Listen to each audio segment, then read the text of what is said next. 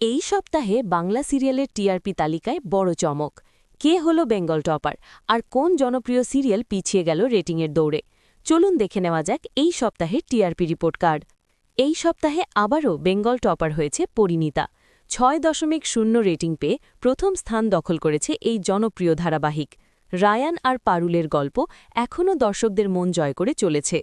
দ্বিতীয় স্থানে উঠে এসেছে জুয়ার ভাটা। 5.9 নম্বর পেয়ে এই সিরিয়াল এখন টিআরপি তালিকায় শক্ত প্রতিদ্বন্দ্বী।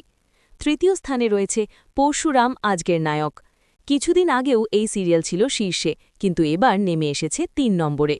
চতুর্থ স্থানে রয়েছে রাঙামতি তীরন্দাজ, আর পঞ্চম স্থানে আছে ও মোর দরদিয়া।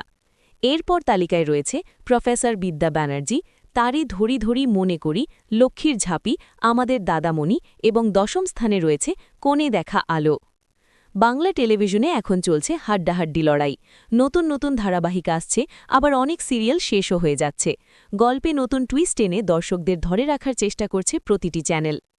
এখন দেখার বিষয়, আগামী সপ্তাহে টিআরপি তালিকায় কি আবার নতুন চমক আসবে, নাকি পরিণীতাই ধরে রাখবে প্রথম স্থান?